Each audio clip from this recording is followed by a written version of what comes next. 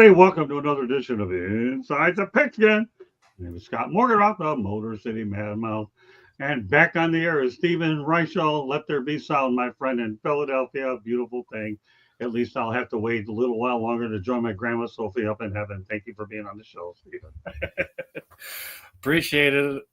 Appreciate everything, the patience, and that's okay. Technology loves us in so many different ways. That they continue to show us the ways over the last few weeks. So that is the best, most interesting understatement on the planet. That I don't know what the word understatement is, but that's okay. Glad you're back, anyways. SR. All right, Candy, the one who's helping give him the support on it. Go ahead, Candy. Nothing to research here. Glad to have you on with a refreshed Reichel. Glad to be talking inside the pigskin football with all you fine gentlemen tonight. And we have Marvin Powell, our superstar, Yo Huddle Top fan. Glad to have you on the show. Thanks for hopping in. Hey, happy to be here. Thank you for having me. Looking forward to this evening. Well, we're always looking forward to having you on here today and also on the Wednesday Night Sports Exchange as well. Tom Shanahan, welcome to the big show, the man of the Shanahan Report. Yeah, glad to be here, ready to roll. And last but not least, Smoking Jeremy B is on the big show where he belongs. Hello. Look at that. I already got 3 people commenting. Or 3 comments, I should say. Well, he's a life of the party. He'll be on here pretty much every Hi, Dad. Thursday going forward. Jeremy, he's in his zone here. He comes on this show and he comes on fire. Can't be any better than these two broadcasts, right? Jeremy, all right, let's get to it. We got a lot to talk about.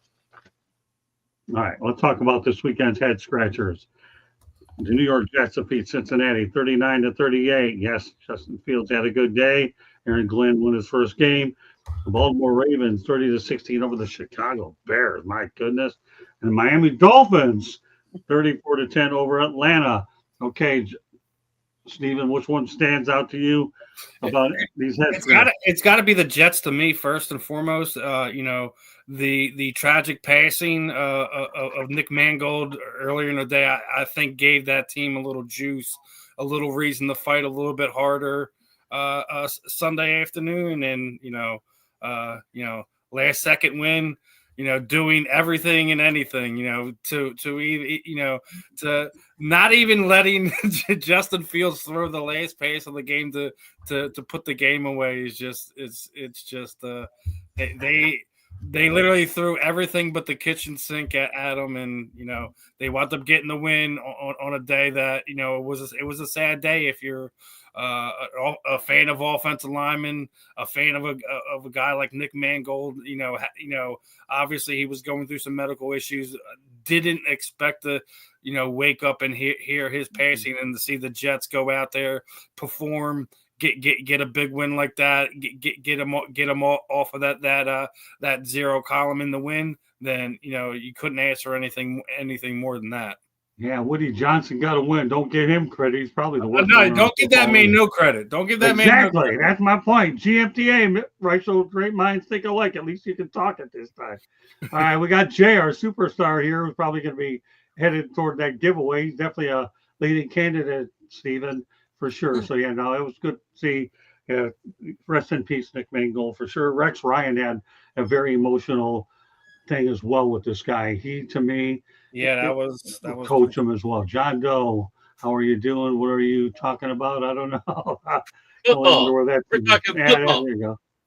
All right, Candy, go ahead. What are your thoughts about what stood out in your mind? Miami 34-10 against Atlanta. Atlanta had won 3 straight. Miami, we've all been talking about how soon is Mike McDaniel going to be Tua throwing interceptions, can't see over his line. That to me, that surprised me. 34-10, the Dolphins at Atlanta. Not even at home. They were at Atlanta, and they took it to Atlanta. All right, Marvin. It has to be those Jets. I mean, listen, at 0-6, I mean, just being winless, I'm thinking about the number 1 pick. That's where I was. We win a game, and and everybody loves Justin now today. No, seriously. I mean, it's almost insulting celebrating the win. You know what I mean? Like, what are we celebrating really? If the big picture is about winning the Super Bowl and the big picture is about being in the playoffs and championship, what are we celebrating? That we're the best, worst team in the league? That's really what we're coming down to, and I hate that. And as a Jet fan, it's like every other season. That's what we're doing. You know, we're the best, worst team in the league. You know, with 2 or 3 wins. You know. Listen. I'm happy for all my brothers and sisters in the Jet community, all the fans, but the Jets got to figure out what the hell we're doing. I do believe it really starts at the quarterback position. If you look at the first 6 games of the season or so, Justin has been mid at best, average at best, and I just don't know what we're doing with our organization. I want to believe in Glenn, but we've looked so bad.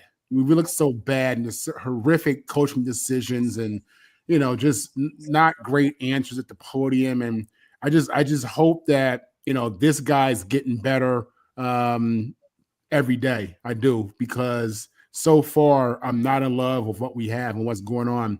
But yeah, I was shocked that we won. I picked in my fantasy, I picked the Bengals defense over the Jets.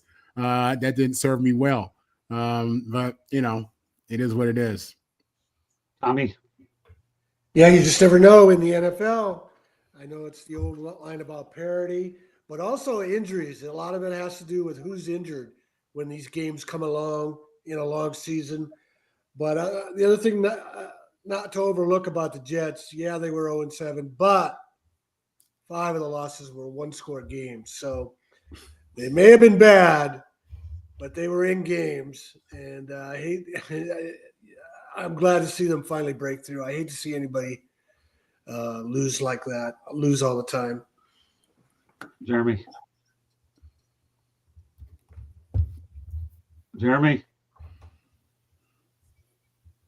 He looks frozen.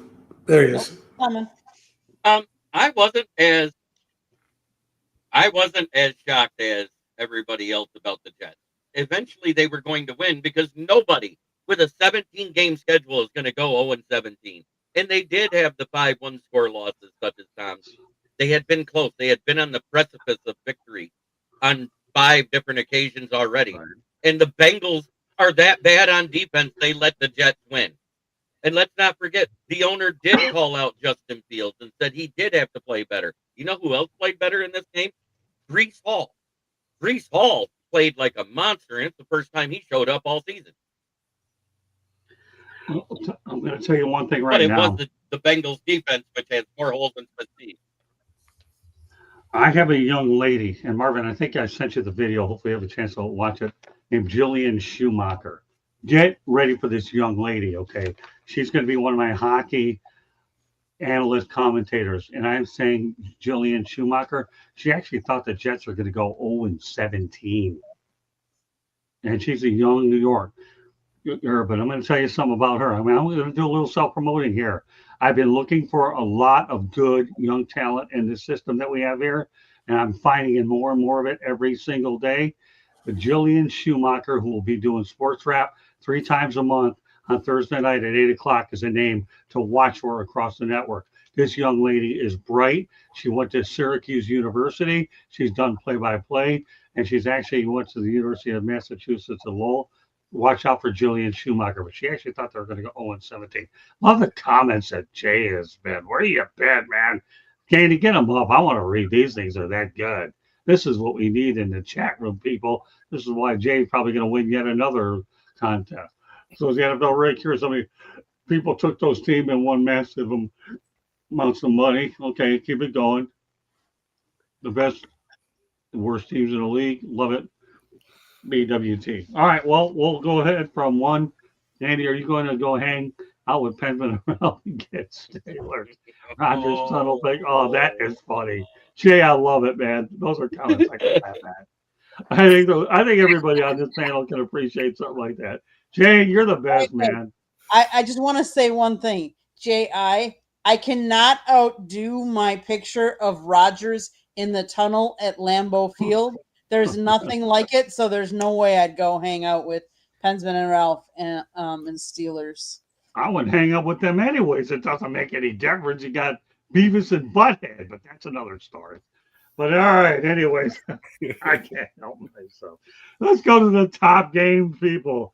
A couple of the ones that stood out to me were the fact that Denver roasted Dallas 44-24 a mile high, and the Green Bay Packers, sorry, Candy. Well, no, actually, not sorry, 35-25 in Pittsburgh. So, all right, Steven, what are your thoughts about what happened in a mile high? I know you love to see the Cowboys You get. gotta love it. I mean, what the Eagles? I know you do. They're what 3 games up now in the division.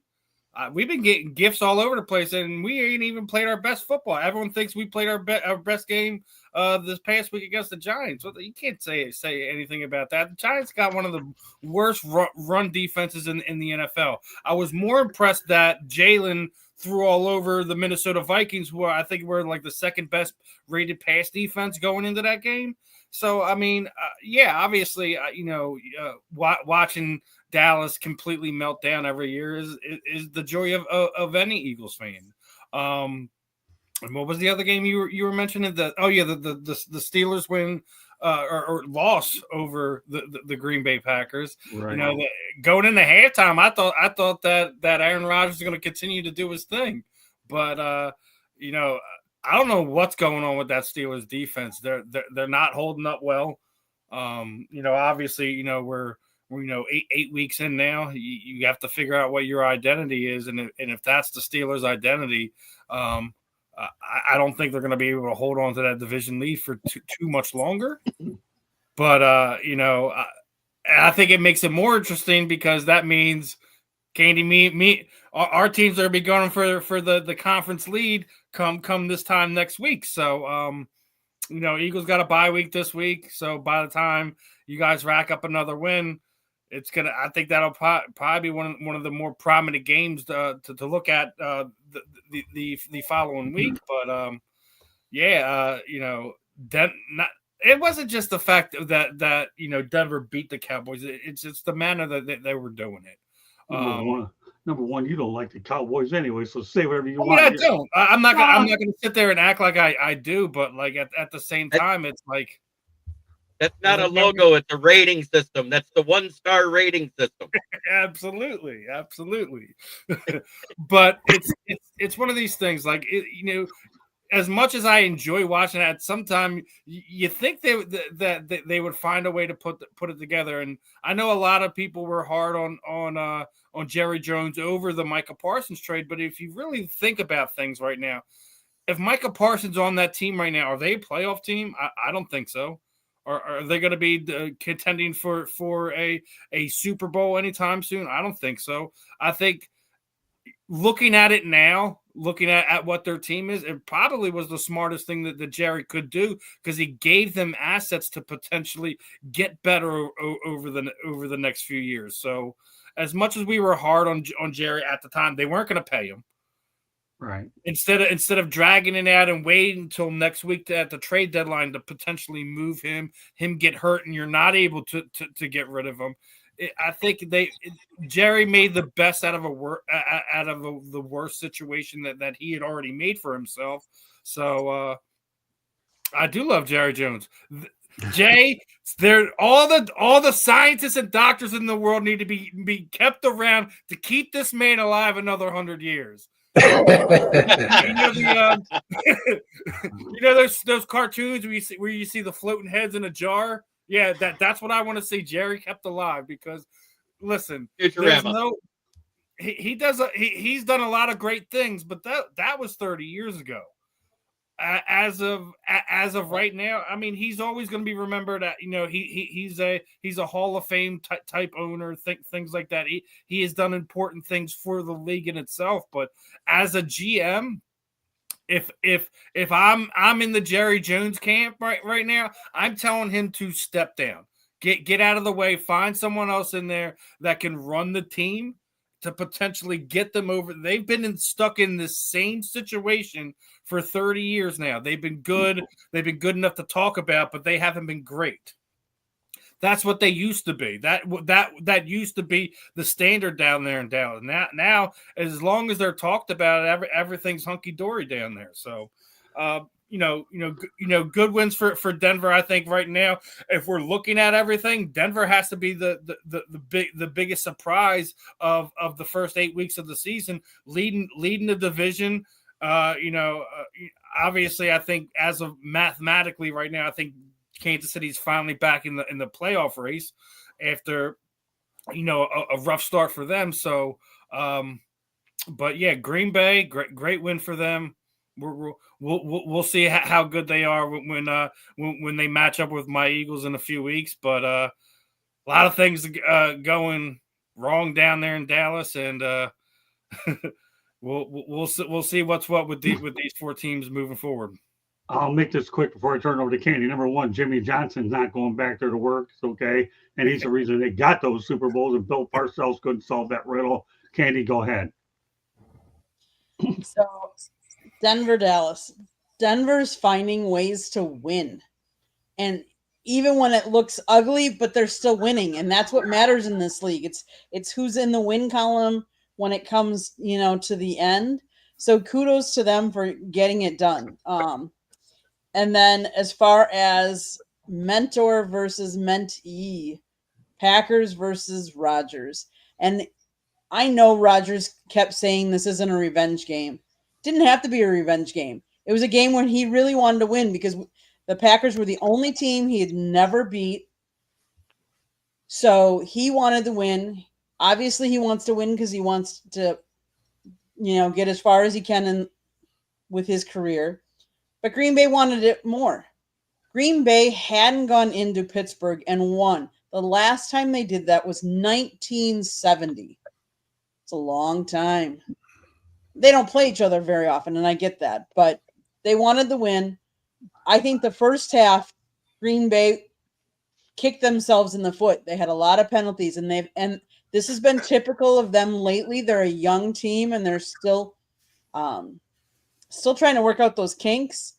But Tucker Kraft, on tight end day, he had a game. Good for him. I like the fact that most of these games, it's been someone different that stood out for the Packers, that's coming alive, that's having a really good game. So kudos to our defense for, holding Rodgers down because let's face it, he can still throw the ball. We saw the week before he had a 70-yard pass. So he still has an arm and can do it. So kudos to the Packers and kudos to Denver, finding ways to win. Okay, Marvin. This really is a story of Jordan Love and Bo Nix, these young quarterbacks. We've had a few segments here, Scott, where we talk about some of the young quarterbacks in this league, and I've discussed how Lamar Jackson and Pat Mahomes kind of messed it up for quarterback evaluations because they were so good so young. And it's unbelievable what Sean Payton has done, going from Russell Wilson to Bo Nix, and what Bo Nix was able to do as a rookie, and then in year 2, looking good. He's a dynamic player, and it blows my mind that he's this good this soon. And I attribute that really a lot of that to coaching. Granted, he had a bunch of starts in college. Sean Payton, who I'm not a huge fan of, he can coach. He can coach, and he gets results. And he has Bo Nix playing at a level that has Denver competing. And I think that's the story for them. In regards to the Packers, again, it's the young quarterbacks. They go from Brett Favre to Aaron Rodgers to Jordan Love. The luckiest fan base in the world when you look at quarterbacks, just in the last 30, 35 years, right? Trust me, I'm a Jet fan, so I know what it is to not have a quarterback and be waiting for that guy, That's the story for me. In regards to these games, Jordan Love was a guy out of Nevada. I really, to me, they took a swing with this kid. I didn't see this at all. When they drafted him, and Rodgers was there, and it was a drama of whether Rodgers and Jordan are friends, and is Aaron a good leader? Is he a good mentor? That was what you were hearing, and I never really saw Jordan having a future, but they got Aaron out of there. Jordan got in there, and that kid looks great. Jordan Love looks like he's on pace to be a future gold jacket guy. That's saying a lot, but I believe that could be real for him. And not in that organization, playing that position with that young head coach, yeah, this kid's going to put up serious numbers. So, this is about the young quarterbacks to me. Tommy? Yeah, I want to amend my previous statement. I do like to see the Cowboys lose all the time. Not the players. Jerry Jones, I like to see him suffer, the fan base, and then it makes ESPN come up with something creative. They have to work and do a story, not just turn the cameras on at the Cowboys. Hey, Denver's on a roll. Green Bay's on a roll. But we were just talking about NFL head scratchers, so don't be surprised. I looked ahead on this week's games. Don't be surprised if Houston beats Denver and the Steelers beat the Colts. Well, let me tell you, ESPN had to work to begin with, because when they botched the thing when they didn't know Chuck Hughes died of a heart attack in 1971, that's when they never worked, period. I have my own personal feelings about that. If you want know what I think about it, Candy will mention the book a little bit later. That's a prominent story. So yes, Tommy, that's why I giggled there about ESPN having to work. That's a foreign language. Great minds think alike, Mr. Shanahan. All right, Ballrick, close out the topic. Great win by the Packers. One heck of a second half. They scored on all 5 scoring drives they had, except for the kneel down for the 6th drive. Yeah. So you can't take it away from them. They earned it. What you can say is that defense of the Steelers looks just as bad as the Ravens right now. And the Ravens defense, the Bears made them look like juggernauts. I don't know what happened between last week and this week with the Bears, but it was 2 different teams on the field. Right. You saw Ben Johnson getting upset with Caleb. And as far as the whole Miami beating Atlanta, yes, it was a surprise, but it shouldn't have been, because guess what? We saw Atlanta go to Carolina and do the same thing. Nothing. They play to the level of their competition. Okay. You know what? Over the weekend, Candy and I covered Stanford against Miami. Frank Reich is the coach of Stanford University. Frank Reich is a guy I worked with in 1997 and 98. It was great catching up with Frank. So with that said, Candy, I had an opportunity to ask Frank Reich a couple of questions about not only the record comeback that he had, but also what he thinks is the difference between pro and college. Candy, roll the tape, and then I want the crew's reaction after this is done. By the way, Stanford lost to Miami 42-7. I don't care about the result. I was ready to catch up with Frank. Go ahead, Candy.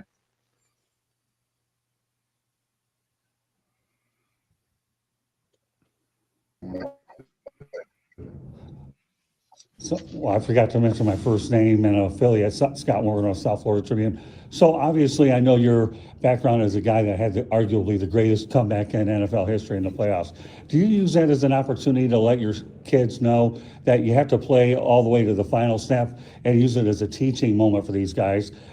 That, you know, I don't know how many of them know about Yogi Berra. It's not over till it's over, but you led by example by doing that, and that's a good teaching tool since you're at college to be able to tell it to these students, because they are student athletes. No, absolutely, and Scott, and I appreciate the question and the sentiment. I don't overplay my playing career, but I do pick key lessons, you know, that can help us be a better team, right? I mean, that's really all that matters. If it's something that can help us be a better football team, then I'm going to draw from that experience, and I'll talk about it when necessary. But really, the focus is, you know, on our system, what we're doing.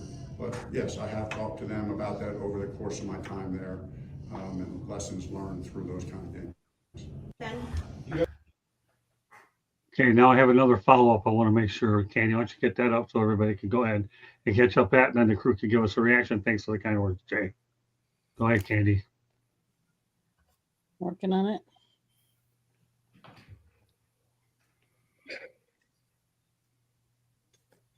So, Frank, obviously you've coached in the pros a long time. What's it like for you to coach college? Are these kids a lot more attentive to what you're trying to convey to them? We all know that the pros is a different animal. Now you're getting your first taste of coaching college kids. I'm really enjoying it. I mean, these guys are special. I mean, they're special. I'm enjoying coaching them.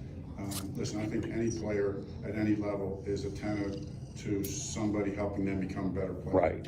And obviously, to your point, you know, in the NFL, are those guys still trying to get better? Yes, they are. So, you know, as a coach, when you give them stuff, they can get better. They're going to be attentive. when you're a college player, you just need a whole lot more work on your game than you do. There's more room to grow. So the guys have been great. Our coaching staff is doing a great job. Our position coaches, our coordinators are working hard, pouring everything into our team. And I think we're seeing the progress of that. I mean, obviously today was a bad defeat, but I still see the progress that we're making, and I'm excited to get to work next week. One other thing I wanted to add, I know you have a very demanding travel schedule this year, over 24,000 miles. Do you think that that's worked as a disadvantage to you, or because let's face it, that's not easy going from coast to coast multiple times, and I'm not using that as an excuse, but that's a lot more demanding travel schedule than most schools have to deal with, going from ACC, or it used to be East Coast, and now it's coast to coast. Yeah, I mean, it is a challenging schedule, but we embrace that. We like that challenge. We don't even think about that. Right. I mean, we do talk about it because you got to handle it certain ways. Right. We have certain philosophies about how we deal with the time change and the travel and all that stuff. But it's just kind of matter of fact. It's just another day at work. Here's how we do this. This is the way we handle travel, and nobody's thinking, we got the short end of the stick by having to make all these trips. I think it's a great opportunity to get better. Penn? Yeah, I know. Okay, I want to give a special thanks to the Stanford Communications Department. They were really great, allowing me to get a fair amount of questions in. But one of the things that I've been able to do this year is, instead of going to the Miami side, Candy handles all the recordings on their side, so I can get the opposition. And that situation has worked out well for me all year. It really has. When you think about the fact that I began working with USF, Alex Golish in that group, followed by Billy Napier, and then Jeff Brome, and now Frank Reich. Stephen, give me some reaction about what you heard there from Frank Reich all the way around to begin with. I talked about a lot of different things. Just give me a few thoughts. Listen, I already told you, I got love for Frank, from his time here in Philadelphia during that first Super Bowl run. I was one of the few people who I still believe that regardless what happens this season, I think Frank could very well be kept on to be the permanent coach, not just the interim coach down there in Stanford, because of his experience in the NFL. So but the fact that he implements some of those stuff, those personal things that he went through to show the kids, don't just give up. You play to the final whistle. The scoreboard should be irrelevant to these colleges, because at the end of the day, it's about getting the reps in. Putting the tape down for yourself, showing that it doesn't matter what the score is, doesn't matter how high up you're on. It's one of these things where you have to continue to play. You play whistle to whistle and through the final one. So. The other part of the travel schedule and stuff like that, I think he's handling things in a way that, like I said, I feel that he should be kept on. We'll see if Stanford's smart enough to keep him in the building, regardless if he is their long-term option at head coach, or they find a way to keep him there in some other way. I think he will be invaluable to that program if they decide that's the road they want to go. But. Well, I'll say this much. What happened to him with the Carolina Panthers and David Tepper was a joke. It really was. But I'm glad he landed, and he's working with Andrew Luck there. He's done a good job. I like the way he handled that question about being able to utilize that great NFL moment to teach his kids. And that was one of the things that really had me thinking about it. And then with the other two popping in, thanks to the Stanford Communications Department, I'm glad we were able to get everything else in. Candy, give you a brief overview. We'll turn over the rest of the crew. We'll have a lot more show to get to. So I love how he says that, a coach is a coach, whether you're coaching in the NFL or the college, and they all have things that they can learn, and you got to keep practicing. And that when he talked about traveling, it is what it is. He can't change it. So you just, it's a non-relevant factor that they just have to work through. Logistics is what it is. But he had his team playing hard the whole game, and that's, all you can ask, and that's what you should be asking from a team. Whether you're outmatched, whatever it is, being an interim coach, we all don't. They don't always have the same luxuries as a head coach, and I only hope they get to change that title from interim to head. Yeah, I actually think Stanford is now become a new media distribution partner. They had two people in there that were really great and said, hey, put us on your media distribution list. I would love to be able to promote the Cardinal brand here on the East Coast. And these people are just great to work with. All right, Marvin. Listen, Frank Reich, man, I'm an old football nerd, and I remember that comeback in the pros, and I remember Frank in Maryland. So I appreciate him seeing. I appreciate seeing him, as an interim coach at Stanford. I think this guy's a smart hire long term. I think it makes a lot of sense. I think it's a great fit. Just a credible athlete during his day, got it done. And obviously he's been coaching for a while in the NFL, so I think he would be a great fit there. Listen, when Stanford was up 7-0, I was like, oh my God, here it comes! It's about to be another one of them days, But I'm serious. I thought it was going there, but obviously them Canes did their thing. They turned that around. But no, Frank is great, man. I loved how he answered the question. It's a business trip. These guys are making money now. This is what it is. You want to be grown? This is what grown is. You know what I mean? So it's just part of the deal. There's no reason to complain. I'm fortunate. I haven't heard players say anything about their travel, and you probably won't hear that too much, to be honest with you. But it is what it is. And in regards to being able to coach a team out of a rut, in regards to being able to motivate guys, listen, he's done it. He's dug himself out of a hole. In a very real situation in the pros and in college. He's credible, man. I like him a lot. And great job in that interview, Scott. Thank you, Marvin. Appreciate you very much. Tommy? Great story. He won't win, but he deserves Coach of the Year votes. He's already matched the 3 wins Stanford had last year, and he got thrown into a difficult situation. Troy Taylor was fired in March. He takes over, and I don't know if Reich even got there before April, and he got there under the circumstances he was going to be an interim coach. And he might say coaching is coaching, but that's not true. Coaching is teaching, and not all pro coaches can teach college kids. Right. Bill Belichick is the latest example. Not a lot of all college coaches go up to the pro level and win. I mean, there's a reason Don Coryell is the only coach to win 100 games at both college and the NFL. Pete Carroll was on his way, but he had to get out of USC before the NCAA posse caught up to him and go to the NFL. But I really admire Reich for what he's done. Right. And, he might be look at the coaching carousel.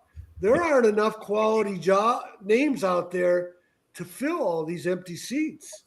Maybe that's going to be the way of the future. You find some guy like Frank Reich to step in as an interim coach and a bridge until you get the guy you want, because college football coaching is just a mess right now. Yeah, I never asked him about that, and I chose against it because I know it was an interim thing. And I'm hoping that I could build a good relationship with the Stanford Communications Department, maybe get him on again. If I can, I'll be tracking him. But I'll tell you, when I talked to him, he was really, really nice to me. And I felt like now that he's seen me so many years later down in this area, that if I ever could get him again, then I could get more out of him. But Frank's just a class act. I've always been a big admirer of him. And obviously, the relationship that we rekindled on Saturday was indicative of that. Jeremy? Frank Reich's a great coach. He had a bad rap in Carolina, and we all know that. He did a good job with the Colts, but really didn't get a fair shake there either. So, because that team was awful at the time.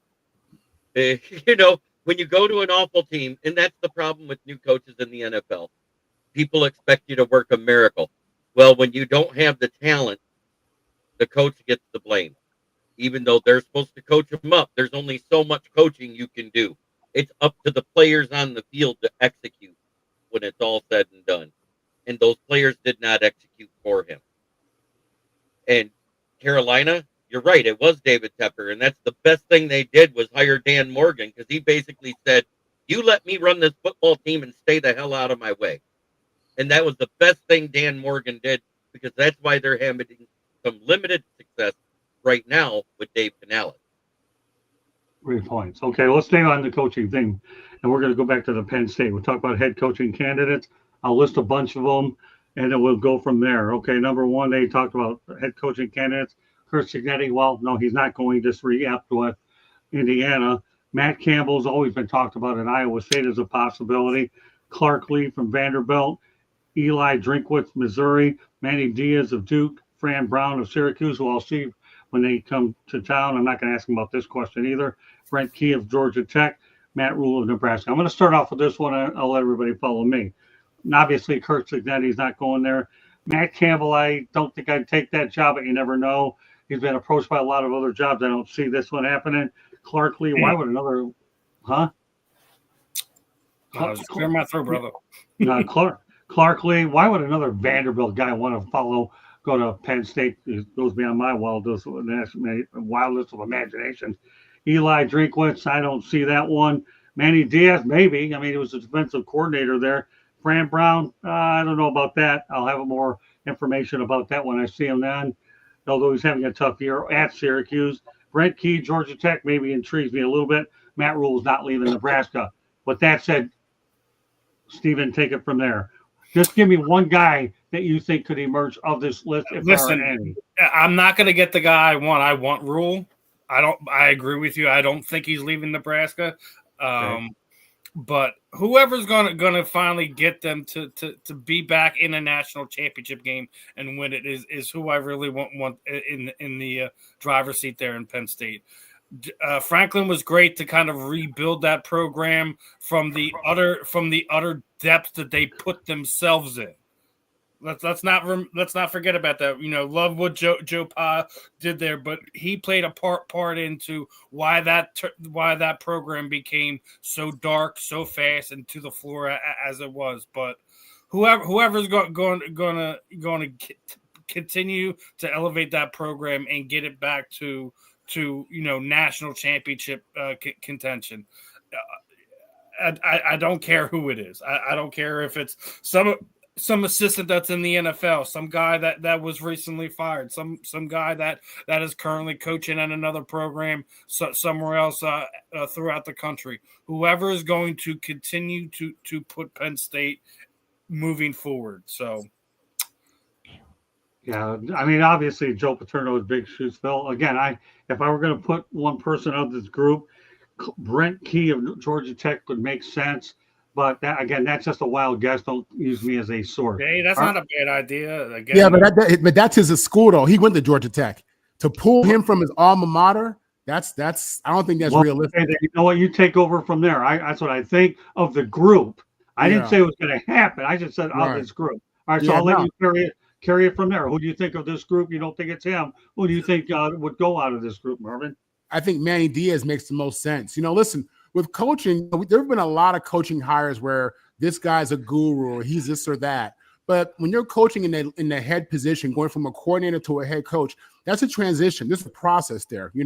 Manny Diaz is a very good defensive coach. I think he's a leader of men. I think he has the energy to recruit. And if Penn State is going to put the money up, which they will, I think he'll be successful there. He's already been there. This guy, he's been in successful programs. He's been successful as a coordinator. I think his resume says, hey, I'm ready for a head coaching job of this caliber now at this point in my career. I think it'd be a great move for Penn State. Okay, well, that's good. Okay, I'm glad. All right, Tommy, what do you think? Whoever Penn State gets, if Penn State finds a guy that turns them around to a national championship game, their fans don't deserve it. I mean, James Franklin, if it not for that pass against Oregon, they would have won. They could have won that game, not for the intercepted pass. And same was in the playoffs. Was at Notre Dame. They had a late play that went against them. One play cost them the Notre Dame game, or they're in the college football finals. So the Penn State fans are out of their minds. They don't have any appreciation for what Franklin did to rebuild the program. Right. After the Penn State fans stood by Joe Pa so long that he was losing it as an old man and looking the other way about Jerry Sandusky. He was directly told what Sandusky did, and he didn't do anything about it. Right. So Penn State and fans don't deserve to have a guy that brings them back to the national title. They might turn out to be another LSU type program where they don't ever get it back and they just keep recycling guys. Manny Diaz, he recently said here at one of his Duke press conferences about how the coaching world has changed. He said, in coaching, there's always been 3 phases. You get there for the honeymoon, they love you. You have some success, they say, don't leave. And you go downward, and they say, please leave. And he's been through that at Miami. Miami turned on him. And that was a dream job for him, being his hometown. And he's got a lot of financial support at Duke. They're getting him players he needs. And, they're not going to be a national title contender, but they can do what Vanderbilt's doing. So I would be surprised if he left Duke, because I think Penn State is turning into a toxic situation. You know what, Tommy? I couldn't agree more. I really could. And I'll go ahead. I'll back that up in a minute. Go ahead, Jeremy. I think it's nobody you listed. I think they're going to find somebody off the radar that's an up-and-coming guy. Maybe, like Steve said, one of these NFL coordinators that's looking to make a name for themselves to get into head coaching. Because you know what? A lot of the bigger guys in college football are getting extended already, the ones that are solid in their job. I mean, right now it's looking like the ones coming up that'll be let go. Well, we already know Brian Kelly's out there, and I don't think Penn State wants him. Luke Fickell is about to be out there, and I don't think anybody wants him. And I know Wisconsin's doing better, but let's face it, he's on his seat is hot. Candy. I think Matt Campbell might be an option, and he's done good at Iowa State, but maybe it's time for a change. Sometimes people like change. I know they've thrown Lane Kiffin out there. They've thrown, a lot of different names out there that aren't sticking. They threw Marcus Freeman out there, and he said no, he's not leaving Notre Dame. He's happy where he's at. And some of these coaches, and kudos to them for this, there are other teams that are throwing out more money, and they're saying, no, I'm happy where I'm at. So kudos to them for not always searching for the almighty dollar. Okay, well, let's continue this on here. Okay, Penn State just paid $56 million to buy out Franklin at 3-3. And to Tommy's point, he had a 104-45 record with a CFP semifinal berth last year. Keep in mind, Billy Napier's buyout was only $21 million, and Napier finished with a 22-23 mark with the Gators. So there was one report that said the buyout was $49 million. So the buyouts on Franklin have been really what they are, and there you're talking about 12 years with Pete Thamel at $54 million. So the numbers are what they are. But I'm going to say the only thing to draw out of this is what Tommy said. You get fired for 104-45 mark and that type of success. That to me, Manny Diaz, I don't know. I'm with you, Tommy. Why would you want to leave Duke anyways to go there? I struggle with that. But 104-45 after rebuilding that mess. And in fact, let me take it a step further, okay? AD Pat Kraft in a release said Penn State owes an enormous amount of gratitude to Coach Franklin, who built our program into a national power. He won a Big Ten championship, leading us to 7 New Year's 6 bowl games in college football appearance last year. However, we hold our athletic programs to the highest of standards, and we believe that this is a moment for a new leadership at the helm of our football program to advance us toward the Big Ten and national championship. That's great, Mr. Kraft, but you had a guy that had a heck of a run, and you let him go. And Tommy even said, right, how many good coaches are out there? That's the biggest thing. I'll say this much. When the Detroit Pistons let Rick Carlisle go many years ago, he was a heck of a coach and subsequently went on to be a regular winner. But you have to know that you have a succession plan in place championship coach, and they were lucky to get Larry Brown. So you better know who your successor is before you make such a move. Otherwise, you may go the other way. And that's what I have to say about it. I'll leave it wide open here for anybody, and we'll continue moving on. All right. Anybody else want to add to this as we wrap this topic up? When you see the amount of money that these schools are willing to do in these buyouts, I mean, you have to look at it as golden parachutes. I mean, these head coaches are top level executives. They're running major corporations, if you will, and this is what it is. But when you see the amount of money that they're spending to fire them, it tells you how much money they're making, how much money they plan on making. It also tells you how passionate they are and how committed they are.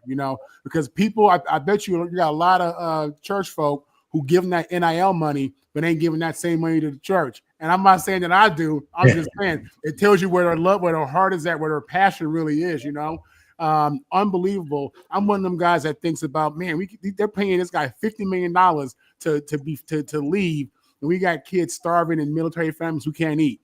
I'm one of them type of people. I'm thinking of like, where is our economy at? What's really going on? But, I get it. It's big sports, big business.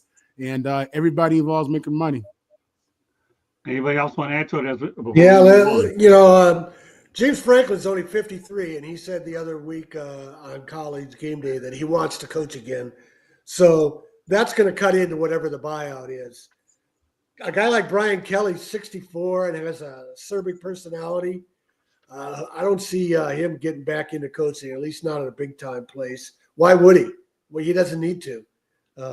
Do something to contribute to football at the lower levels. You made your money. You walked away from Notre Dame saying you're going to LSU to win a national championship, and now Marcus Freeman is outdoing you. So I hope Kelly doesn't land in a better position. I hope nobody pursues Kelly because they're going to be disappointed. And I hope he does something productive with that money, like what Marvin said with what's going on in this economy. It's just a disgrace that there's this kind of money that's thrown around. And let's add in one more name, and that's the LSU athletic director, Scott Woodard, because he's the one that gave Jimbo Fisher a $75 million buyout. And now Kelly, what's Kelly's buyout? 54, something like that? Right. Man, that's two bad hires. Yeah, well, you know what, Tommy, to make you feel good, we'll let you get more off your chest next week when we talk about Brian Kelly. How's that sound? If you're having a bad day, I'll let you vent a little bit more. All right, let's continue to move on here and talk a little bit more coaching. And let's talk about Nick Saban's coaching tree, because I'll tell you, this staff was loaded, man. And I mean, it was loaded. He had Kirby Smart, who's the offensive coordinator, Lane Kiffin, the offensive coordinator, Mario Cristobal, offensive line, Billy Napier, wide receivers, Tosh Lapoy, linebackers guy, Mel Tucker, and one made a little bit of money. Haven't heard from him since because of issues. Dan Lanning was a graduate assistant. Guess what? He got an $11 million extension, and he's now the fourth highest paid coach in college football. All right, Marvel, what are your thoughts about Nick Saban's group? Listen, he's the GOAT, not just because he added all the wins in the championship, but his impact on the game, his impact on the game today. I mean, these head coaches right now are all Saban disciples. I mean, this guy was a great teacher, great leader, and he's been great for college football. But that's the names you just mentioned right now, are part of the group that run college football today, and without question, every single one of those men was impacted by Nick Saban. That's, this is when you call somebody the GOAT, that's the kind of impact that I expect to see. When you call somebody the GOAT, these are the kind of decisions, the hiring decisions, being able to identify talent in the coaching positions, and bring in that talent and coach those guys up too. I mean, he's the GOAT for many reasons, and we're still seeing it today. Tommy? Say this about Nick Saban's coaching tree, because obviously those are a lot of great names, but he also helped Lane Kiffin resurrect his career after he got fired at USC, because he got fired under ugly circumstances. Nobody was really interested in him anymore. And the same was true with Steve Sarkisian. Both of those guys, he gave them he rehabilitated both those guys, and then they both parlayed it into becoming head coaches.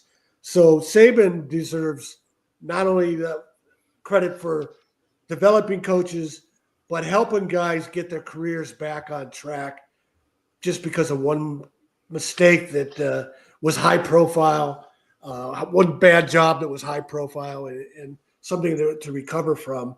And I'm sure he would have, if Mel Tucker's offense was anything but sexual, I'm sure he would have done the same thing for Mel Tucker, but you can't touch that guy. No, that's true. Jeremy?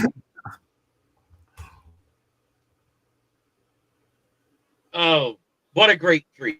It's a great tree. You look at that tree and you see the success. You see the success of what who's at UNC who shall remain unnamed, and what his tree has done in the NFL with the equal amount of success there. And it's two polar opposites. That coaching tree from Bill Belichick and the Patriots, failure. The coaching tree from Saban in Alabama, success. Candy? Good points. Excellent points, Jeremy. Forgot about Brian Dable, though. That's success.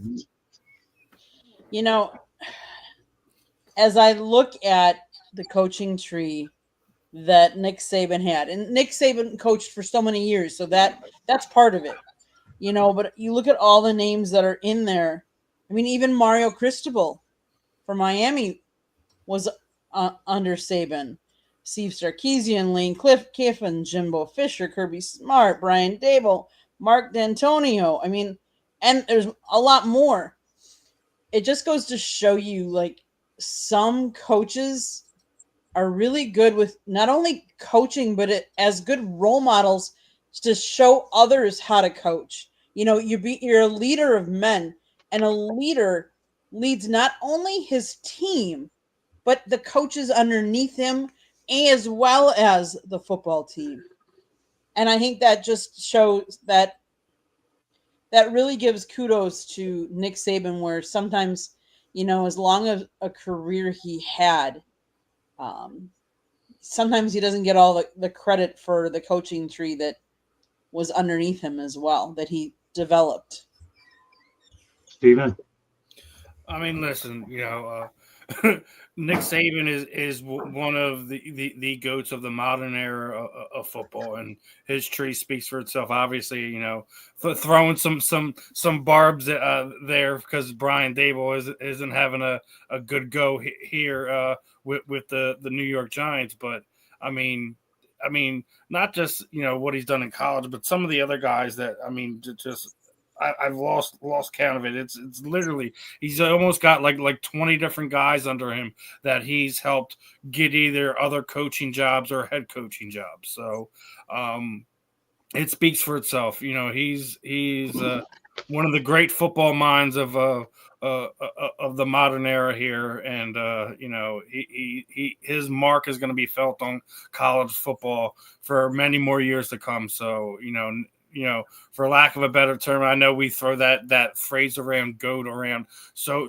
much in this day and age, but he's one of the best for a reason. It's not just because of the players that he pushed out of his programs, but the other coaches that he is, you know, helped along, given opportunities to help them, you know, achieve some of their goals as well. It just shows you not just how great of a football mind he is, but how great of a man he is to the sport of college football, the coaches, the players, all of it. He's you know, he's a special one, and you know, when he's no longer contributing to this game, he's going to be sorely missed. Well, think about it. I've worked with two of these people already. Mario Cristobal working with now. And obviously, we see the job that he's done with Miami. The only way he would have left Oregon was to go to Miami. Cristobal's done a halfway decent job. We'll see what he does in the next few weeks, as this is the time of the year where we find out what Mario's really made out of. Mm-hmm. And Lane Kiffin, oh my gosh, this guy won at Florida Atlantic. He won at Florida Atlantic, and he won really big one. And by the way, and I know we'll talk about this later, he's not leaving Ole Miss to go to Florida, period. No way. That's what I think. We'll save it for another episode. I'm getting it out there now. More things to talk about. All right. So going into the Michigan-Nebraska game, Nebraska was 0-28 versus top 25 teams since 2016. Well, guess what? Michigan won and they went 0-29. So obviously Nebraska continues to play badly against against top 25 teams. Well, guess what, people? Okay, Nebraska is going to host number 23 USC, which by the way is they're 6-2 and USC. I know Marvin's salivating at this one. Marvin, why do you think I put it in there? Because I knew I had a Marvin Powell smile right on this show. So Marvin, first of all, talk about going into the Michigan game, how once again Nebraska blew it against the Wolverines, and then you can go ahead and parlay it over to what you expect over the weekend. Yeah, I didn't catch too much of that game. I know Nebraska lost by 3 points to, at that point, a top 20 Michigan team. Listen, this is a huge game for USC and for Nebraska. Both these teams right now, I think we're 5-2. They're 6-2, and with 2 losses, you can't afford a third loss and think you're going to go to the playoffs. So this is a must win for both programs. Lincoln Riley needs a win on the road. He needs a win like this on the road. Nebraska's not ranked, but we've struggled on the road, and he's struggled on the road as USC's head coach against top teams. So, for SC, we're favored by 6.5. We are healthy. We're getting healthy. We're going to be down to our 3rd and 4th running backs, but those guys are players. I'm expecting USC to cover. I'm expecting USC to be able to run on that weak Nebraska defense. I'm expecting USC to attack that good Nebraska secondary with our elite receivers in Mekhi Lemon, who's the Blitnikoff leader right now, and Jacoby Lane, who's also a projected first-round pick. So yeah, this is going to be big. It's going to be a blackout game. Matt Rule has already at the most recent his most recent interview has asked the fans to come out there and give us hell on 3rd down and make it crazy. So I'm expecting a crazy atmosphere. Evening game Saturday night on NBC, where Heisman candidate quarterback Jaden Maava and USC travel to go beat them Cornhuskers. Bobby, let's go back to the Michigan-Nebraska game, and then we can talk about the weekend. Yeah, look, I've watched Nebraska play a couple of times. They're not that good. Michigan State is awful this year, and if they didn't give up a block punt for a touchdown, if they didn't have 2 guys collide trying to field a kickoff, a pooch kick that turned into another Nebraska touchdown, Michigan State wins the game, and they played awful. And then Minnesota just beat Nebraska 24-6. Nebraska's not that good, and they never will be what they were back in the days under Tom Osborne when their players were on steroids, and they was easy to. They had a big advantage recruiting with their budget and things like that. Guys wanted to go play for them. Guys don't want to go play at Nebraska anymore. If I was the Nebraska athletic director, you have all this talk about Matt Rule going back to his alma mater, Penn State. I'd fire Matt Rule now. Maybe the USC will kill him and that'll give him a reason. I'd fire him now and say, go take that Penn State job. We're going to try and find somebody else because we're never going to be much more than we are right now with Matt Rule. So, Tommy, what are your thoughts about the Michigan-Nebraska game, though? I know Michigan went in there as a little bit of an underdog. Everybody has a good game. Michigan's not that good either. Okay. I needed your branch comments because you had Jeremy behind you. USC whipped Michigan pretty good. Michigan State scored more points on USC than Michigan. And again, I say Michigan State is having a terrible season. They make all kinds of stupid plays, and they got screwed by the refs on when the game was still 10-7. The refs made a terrible call on an offsides that negated a Michigan State recovering a sack fumble, and then Michigan ended up scoring a touchdown. Michigan State could have easily won that Michigan game. So Nebraska is not that good. Don't worry, Marvin. You guys are going to roll. All right, Jeremy. Well, you can say Michigan's not very good, but the point is Michigan State lost to them. So that takes that. And how bad is Michigan State then? Well, anyway, let's go on to what we were talking about. Yeah, I don't care. Little brother stays where they belong. Little brother stays where they belong, in the shadows. But anyways, Nebraska, Nebraska can't beat a top 25 team if you gave them a road map and the Michelin tires on the vehicle to take them there. That was good, Ballrick. Oh, man. Quit while you're ahead, Ballrick. That was good. Okay. Yeah, I got plenty more for you. That was a good line. All right, Candy, your fire-up co-host. Hey, he did good. How can I follow that? I mean, Nebraska just can't hang with people. They're just not what they are. Yeah. Michigan State losing to Michigan, does that surprise me? No. It's a big rivalry, and Michigan's had their number for a while now. Michigan's on a mission to prove something because they're playing for more, and they're hot right now. Okay, Scott. Steven. All right. Well, as far as Nebraska goes, literally me and Marvin and Ben talked about this. Well, I think it was like 3 weeks ago. The fact that they haven't beaten a top 25 ranked team since 2016. I mean, this isn't all on Matt Rule or this program as well. This is something that they've been dealing with for a while, and Matt Rule still hasn't gotten it figured out either. So, I mean, it's something that is lingering with them.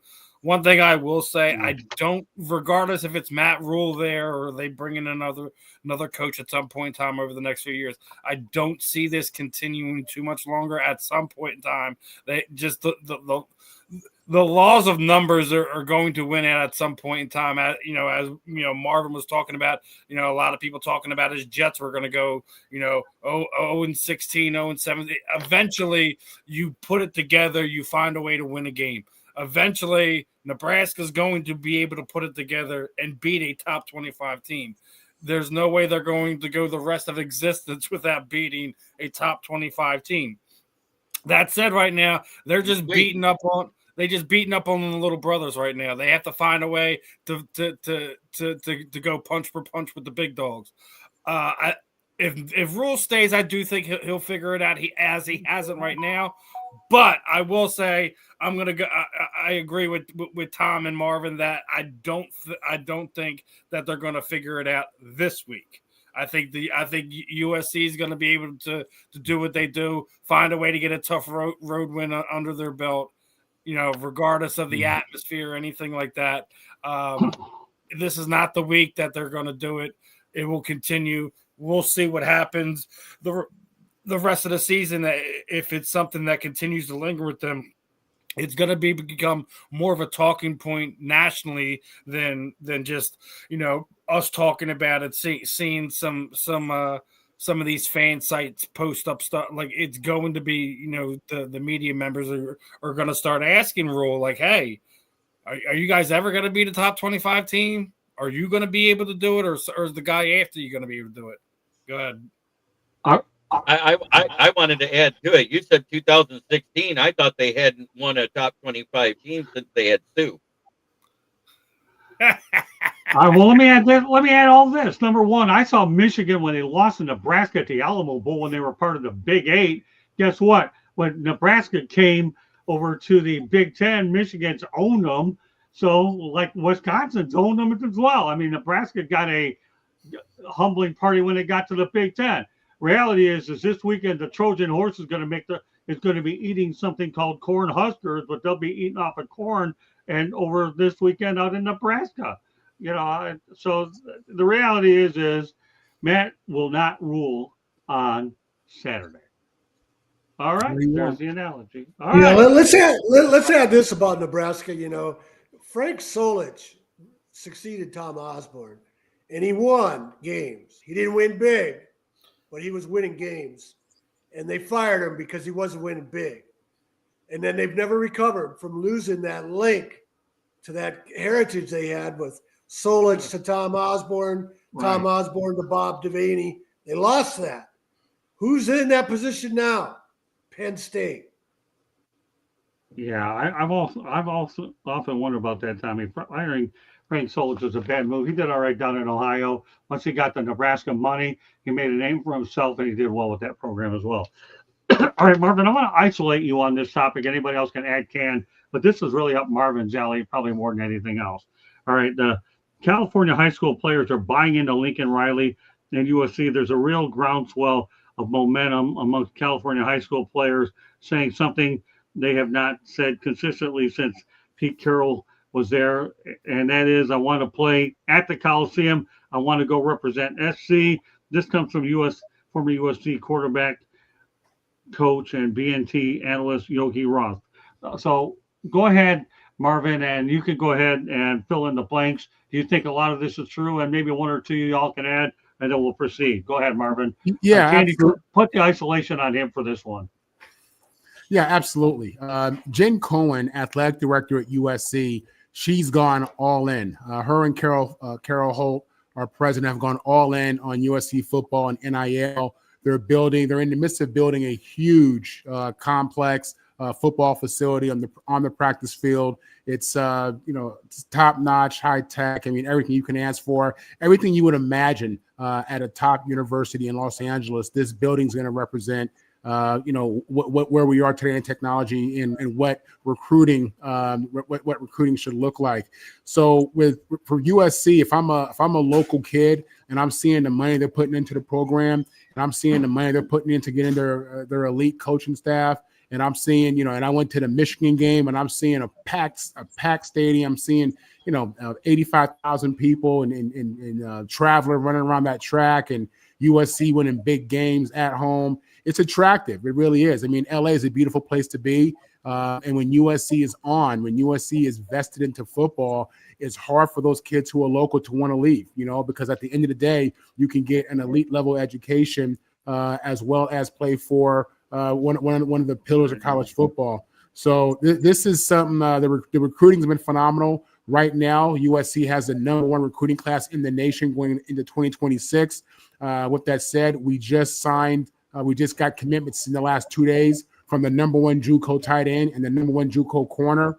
Aside from that, when you look at the 35 players that we have committed to the 2026 class, the majority of those guys are from California. And again, what you're seeing is the investment pay off, the investment into the facilities, the NIL, which right now USC's NIL is competing with everybody in the country. So when you look at our commitment, you look at what LA has to offer, it's hard for those kids to want to leave. And we're seeing that in the recruiting class ranking as number one. Great stuff, Marvin. That's why I wanted to leave this topic to you. Candy and I got a glimpse of that during the NCAA Women's Final Four when the UCLA women's basketball team took advantage of the LA market and they made it work out really well. Tommy, I'm going to let you comment on this and give me your thoughts. I know you follow it deeply, and then we'll move on unless there's anybody else that wants to add to it. Yeah, well, USC has all the elements to cash in on. Why they haven't earlier is a mystery. But we gotta also say this is a transactional period. They might love all the tradition and the scene they see, but I'm sure the bottom line is how much is their NIL and revenue sharing. That's the sad part of college sports today. And if USC's stepping up more so than they had in the past, more power to them. John McKay said when he had it rolling at USC that he could recruit a national championship team. I think he said this after the 72 national championship team, that he could recruit a national championship team without leaving the Southern California area. There's that much talent. And I don't know, I think that's always been true. Mm-hmm. You look around the country, how many quarterbacks are from California playing for other schools? Absolutely. So, yeah. All right. So just as you can see on Tommy here, he is the author of The Right Thing to Do as well. So you can look it up on his website on the Shanahan Report. Since I had the writing big, I want to put that out there, Tommy. Hey, when you have done ISO, you can see the words a little bit better. All right. So with that said, we're going to go to a quick station break. More to come here. I think that the two people that were probably closest on it will talk about it. Unless anybody else wants to say something real quick about USC. Otherwise, we can move forward. We good? Okay. Station break, Andy. South Florida Tribune Publishing Company published a book, Lessons from the Microphone, Tuning into the Enduring Wisdom of Visionary Leaders. It is written by our host, Scott, the Motor City Madmouth Morganroth. Talks about his 40-plus years in the industry and how it has evolved. Old school media versus new school media. Get your copy today. It's available on Amazon, Barnes & Noble, Kindle, Google, and Apple Books. There's also a link on your website, www.southfloridatribune.com, where you can find a plethora of great content. So go check it out. We have different people write for us, including Smoking Jeremy B here on the panel. He writes for us on a regular basis. Stephen used to, but that was a while ago. And Scott used to write once in a while, and that's been a while though too. But you can check their writings out on our website. If you like to listen to podcasts, you can find us wherever you get your podcasts. If you want to advertise or sponsor a show, you can call Scott 954-304-4941. And if you want to be a guest or have topic ideas, you can always email us at southfloridatribune@gmail.com. Last but not least, if you see that red subscribe button in that lower right-hand corner, click it like a sheriff. And then turn on your notifications so you're notified anytime we go live. Monday nights is baseball night. Tuesday nights is football night. Wednesday nights, you never know what Scott's got up his bag of tricks on Sports Exchange. And then Thursday nights, Jeremy and I do Fire Up. You never know what you're going to get on that show either. So tune in to find out. After you, Scott. Thank you, Candy. Yeah, I haven't written a whole lot. I have probably one or two more articles left of the year, but I'm building up all the content for the next one. And I'm sure that everybody on this panel is going to be in it, so it doesn't really matter. See these people in front of me? All five of them, well, four. Well, the other one's hiding somewhere. Just kidding. But he'll be out here sooner or later.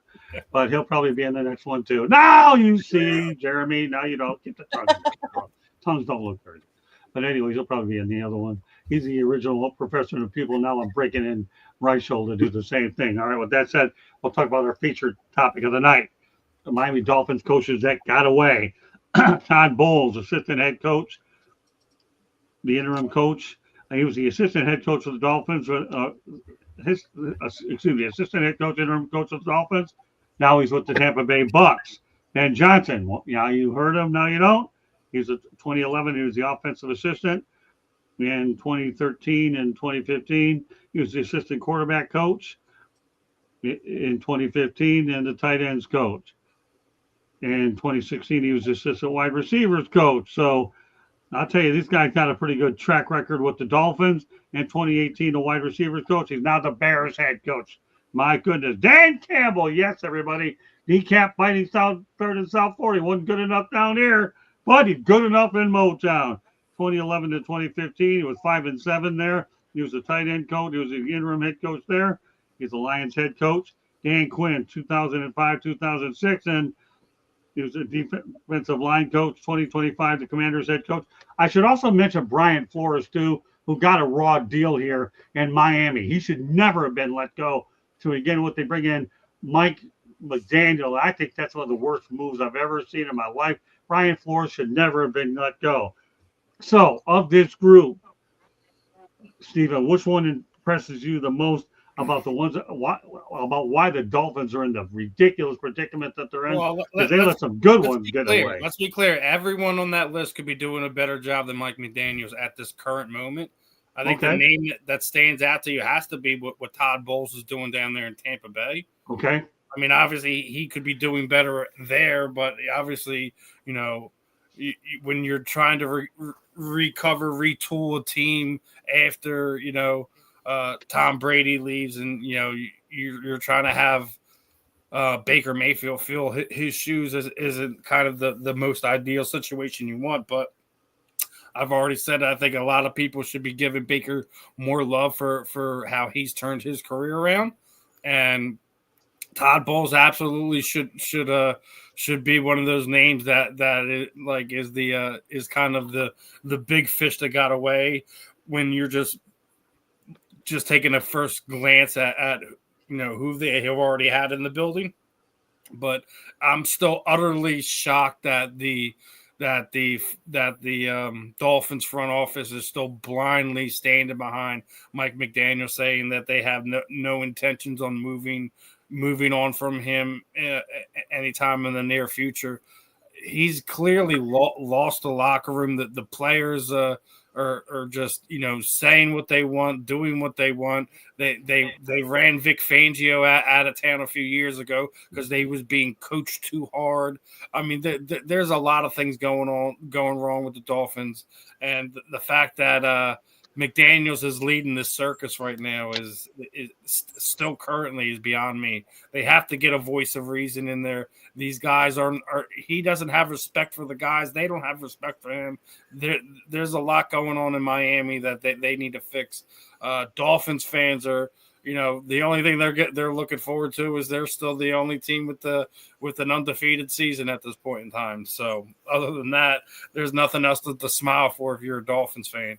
The only thing you could hope is that some of these teams overpay for some of the guys that are going to potentially be on the trading block over the next few weeks. So I mean, that's the only thing you have to look forward to. Coaching wise, Mike McDaniel is not shown that he can be consistent and win football at this level.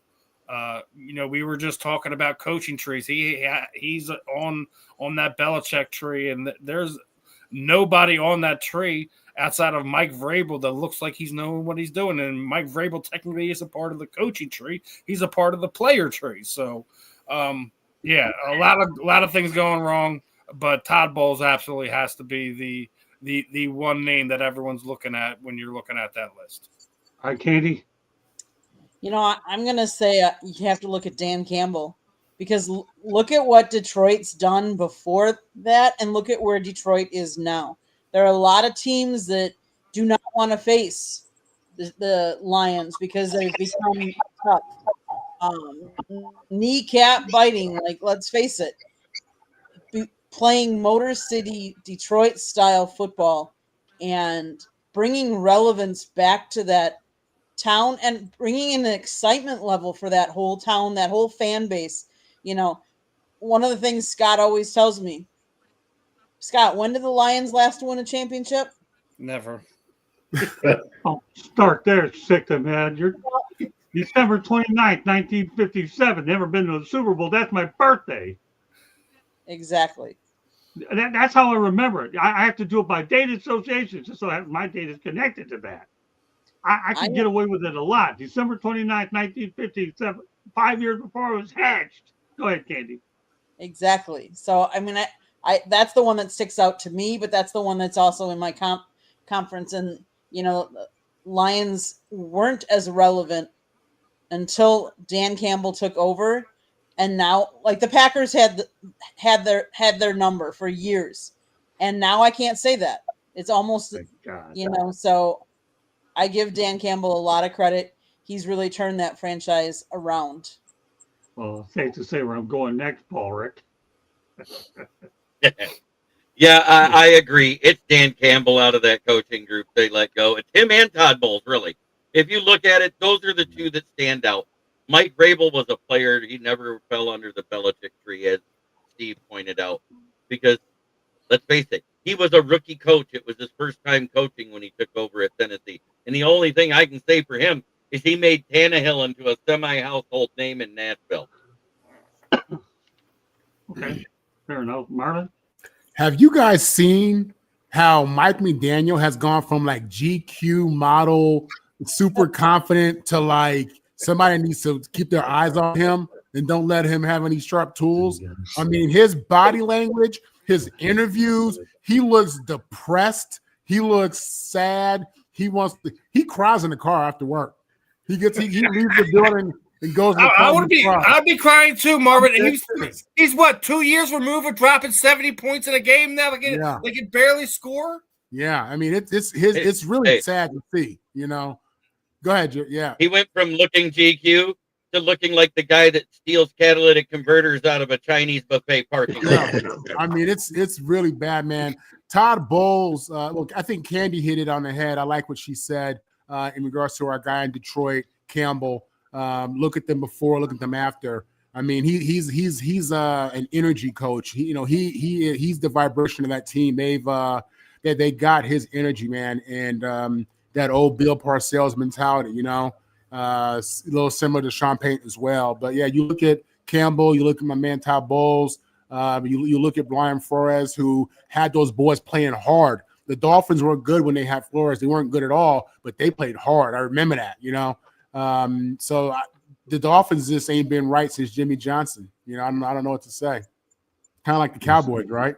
Well, you said plenty, and it all was good too. Tommy, which one of the group stands out? Well, let me mention a few of them. First of all, let's hope Brian Flores wins that NFL lawsuit against the NFL because, like everybody has said earlier, he didn't deserve. He deserved more time in Miami, and they've been floundering ever since then because they don't have anybody making the right decisions. And if we look at Todd Bowles, he had an advocate. Bruce Arians decided to retire from coaching, and it was set up nicely for Todd Bowles to replace him. Arians obviously had confidence in him. The Bucs franchise had confidence in him, and it's worked out. Same thing with Dan Campbell. The Lions were a complete mess for so many years, and Campbell didn't turn them around overnight. They struggled for a couple years, and their owner, the daughter of William Clayford, whose married name is Sheila Ford Ham. She came out in that second season when they were still losing and said, "We've got the right guy, and we're going to give him time." She was right. So Campbell had an advocate. Bowles had an advocate. Nobody in Miami ever has an advocate. There's a reason why the Miami Dolphins are bad because they obviously do a poor job picking coaches. I got to go Campbell all the way on this one. And I'll tell you why, because I was at the NFL draft. I didn't go where they were picking him, but I went to a draft party, and a lot of people were down on Dan Campbell. So he was 5-7. He was a great quote, but he wasn't a great winner. Guess what? But they could use him now. I think the only one, if they're looking for sound bites, the only one that could probably go in it would be Rex Ryan. At least he'd make it interesting, but who knows what'll happen down there. That's anybody's guess. I'll tell you what, here's an interesting topic as we talk about the New York Jets. The New York, Joe Namath never won a conference championship, yet he went to the Super Bowl before the merger. There were no conference championship games. How does that one? What are your thoughts about that? Never won a conference championship, but won a Super Bowl, Steven. He shouldn't even be in the Hall of Fame. He has a losing record. His namesake alone is the reason why. Yeah, wow. You can say that. Marvin, have you looked at his stats? If he 4,000 yards in the season, 4,000 passing yards in the season, when they're playing 14 games. What was his and defensive backs could manhandle the receivers?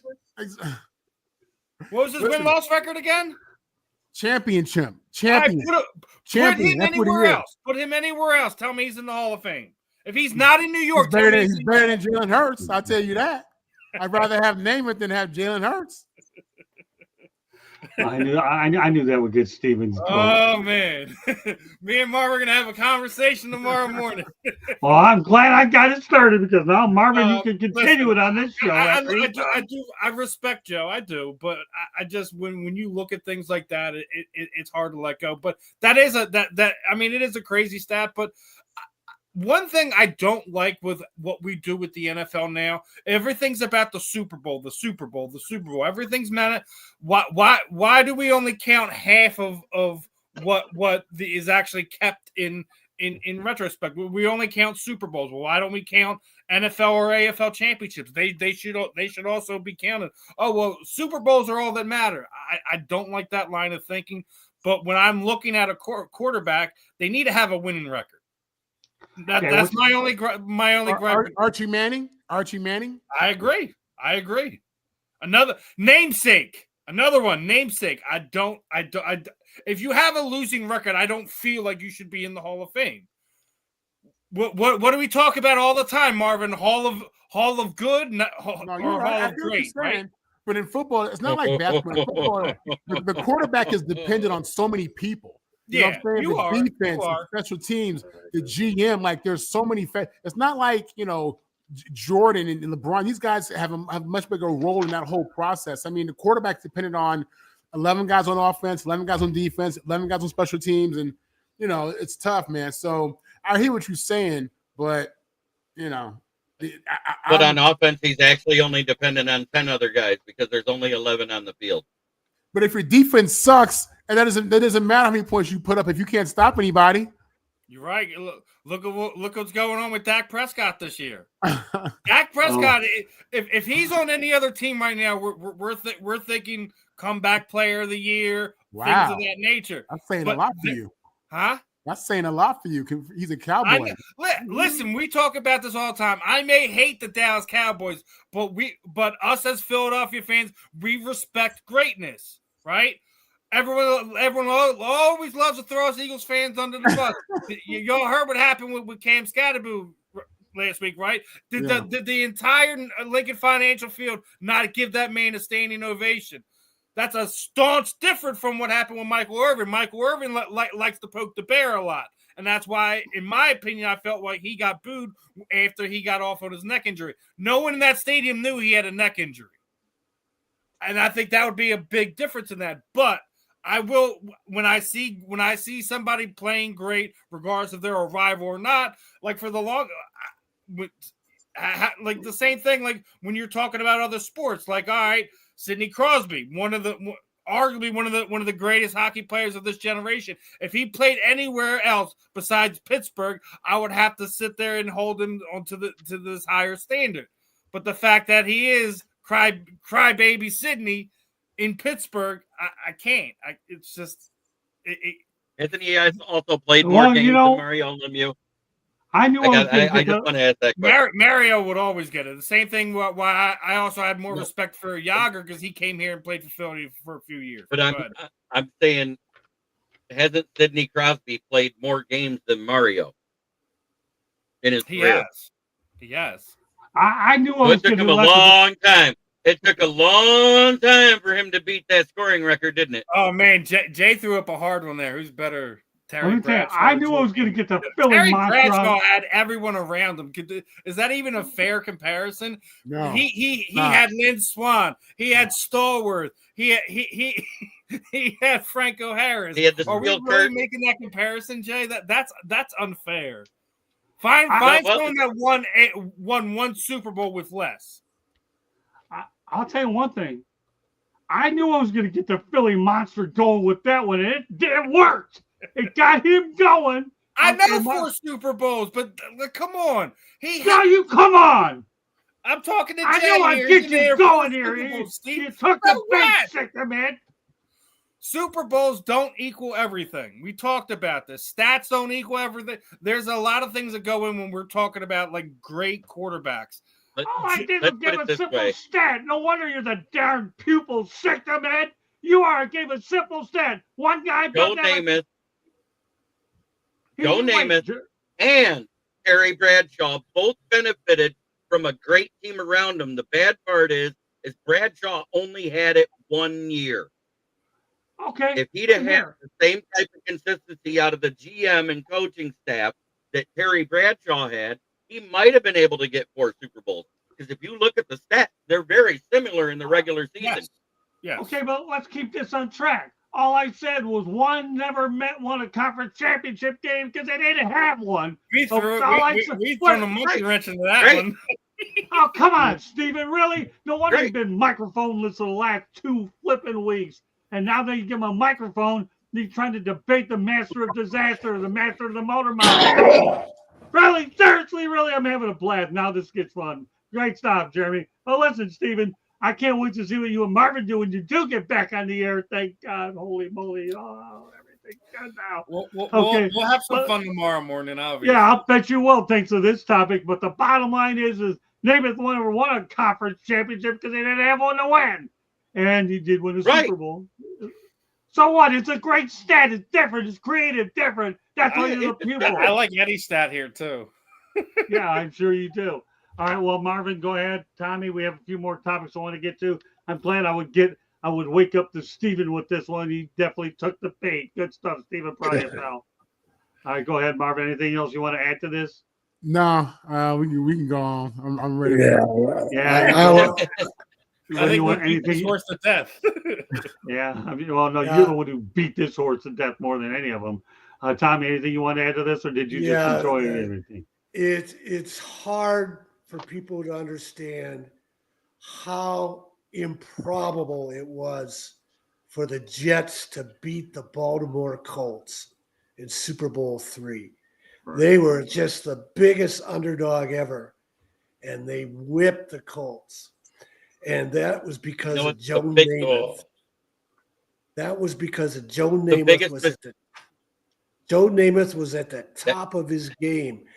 And it's a little bit, yeah, technically they didn't win a conference championship, but that was before the merger, and they beat the Raiders in the AFL final, which essentially is the AFC conference championship game. And Namath played an unbelievable game. Don Maynard came to him when they needed a touchdown late and said, I could beat my guy. And Namath threw an incredible pass to him down to the end zone. And they used to say about Namath's pass, it's the only ones you could hear ripping through the air. There's only 2 quarterbacks that have legitimately thrown for 4,000 yards in a season. Namath and Dan Fouts. The rest of them were after the NFL rules relaxed defensive coverage. When Namath and Fouts played Fouts early in his career, the defensive backs could manhandle wide receivers.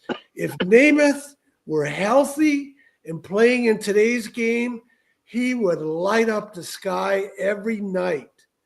And the Joe Namath was just such a great player, and he did win a conference championship technically. And then his knees gave out on him. You can't grade the rest of his career after that.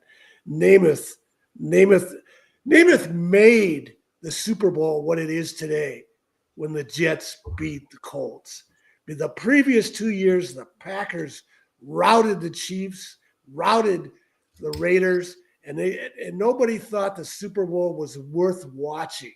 And then Namath turned it all around with the Jets. They thoroughly dominated the Colts. And at the end of the game, Weeb Eubank talked to Namath about throwing the ball some more, and he said, hey, we're running the ball on him. Why do we want to? Let's just keep running the clock. That's the kind of quarterback Joe Namath was once the game started. Forget about everything else. And he did it against Don Shula. All right, a couple more things I want to get to while we're at it. Jeremy, go ahead real quick. The biggest mistake that Don Shula made was starting Johnny Unitas after being injured so long over Earl Morrell that got him to that Super Bowl. Okay, that's a good point. Glad you ended it with that one. Okay, a few other things I want to get to. Have a little bit of show left, and we'll go here. Well, former Detroit Lions running back Billy Sims was nominated for the Pro Football Hall of Fame. We'll make this one real brief here. What are your thoughts about this one, Stephen? Billy Sims. Listen, Marvin already knows how I feel about this one. There is a logjam, NFL, Major League Baseball, of guys who made the sport what it is today, that are waiting for writers to allow them to have their day in the sun, so to speak. I said it once, I'll say it again. We need at least multiple years where we have at least 10 or more of your senior eligible players to be able to get in, because there's for every Billy Sims there's at least 3 or 4 guys on each team in the NFL that you could sit there and have arguments for. Why isn't this guy already in? Why isn't that guy in? Well, you have a current guy that has these numbers, but you have a guy that played 30 years ago who has the similar numbers, but for some reason he's not in, because I make this comparison all the time. You look at Patrick Willis. He was a great linebacker for the 49ers. Wasn't a Super Bowl winner or anything like that, but he was a first ballot Hall of Famer. Well, former Eagles linebacker Seth Joyner has better numbers than him.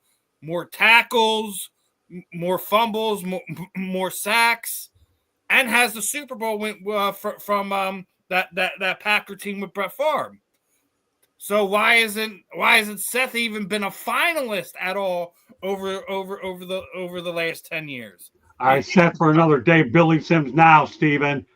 Well, again, is what I said. Great to see Billy's in there. Hopefully, he gets the votes to get him in there. I'll keep banging it away. We need more of the senior members in. I'll make this real quick though before I turn it over to you, Jeremy. The only thing that stopped Billy Sims from getting in there sooner was a Hubert H. Humphrey Metro. Don't take it from somebody that ought to know. I covered the Lions and the Vikings there, and they had the artificial surface. I even got my hiking boot caught into that turf, and guess what? I ended up going back to Detroit. I had to have my knee drained because of it. It's that bad. Really, it was a bad turf, and that's why his career. Oh yeah, it's bad. Okay, Jeremy. Oh yeah, that turf was bad. And if you've ever been to the Pontiac Silverdome, you're talking about going out there and turf on cement. Go ahead, Jeremy. All I got to say is this. It's all right here on my signed stats jersey. Billy Sims is my original 20 that I loved within my heart. I got to see him do that karate kick on Stevie Brown in person to get the first down, where they changed the rules the next year. When you are a player that is that good that they make rule changes because of you, that's when you know you're great. It's a veterans board put in for the Hall of Fame, which more than likely means he gets in because the veterans board is doing it. All right, Marvin. Yeah, Billy Sims, all-time great, college pro, well-deserved, and I know he was great for Detroit. Tommy. Yeah, I just did a quick check here. He never played on a team better in 9 and 7, so that probably hurts him more than anything else. Or actually, combined with having a short career because of his injuries. He had 1,300 yards as a rookie. 1,400 yards despite missing 2 games. 1,000 yards despite only playing in 13 games. So 3 1,000-yard seasons. That's a lot of production, but he doesn't have the big wins, the national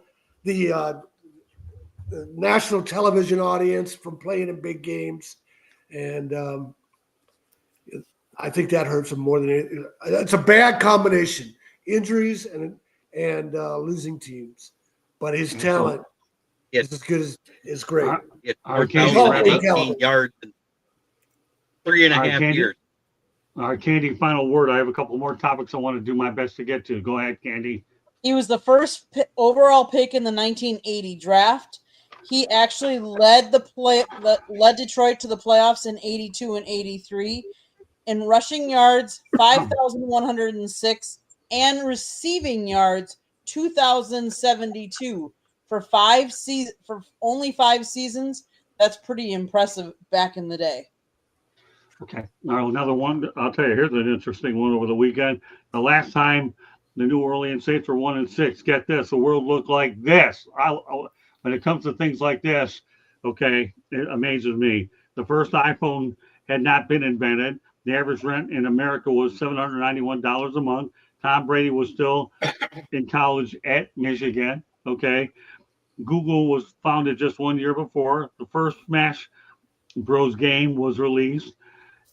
Excuse me, in 1999. The average price of gas was $1.17 a gallon. Joe Burrow was 2 years old. Toy Story 2 was released.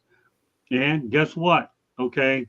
The reality is this weekend, Tyler Shout is the new quarterback, and Spencer Rattler is out. So 1-6, I don't know. But Marvin, what are your thoughts about all this stuff? The Orleans Saints have been good for a lot of years, but man, they're running into some. When I have to put this information out there, that shows you how good they are, and that shows you how bad they were. I mean, this is a pretty interesting stuff that we came up with here. Yeah, when I was in New Orleans, we were 1-6. We were actually 1-8. We won the first. Okay. Yeah, we won the first game of the season against the Panthers, and I thought we were going to win the Super Bowl. I thought we had a squad, and we dropped 8 straight games, including a Hail Mary to Cleveland. But listen, 1-6 is tough. You know, I hate to see my Saints going through that. The quarterback situation is problematic, and you know, at this point, we need to get some more talent up in there. It'd be helpful for us to get a high draft pick if we could.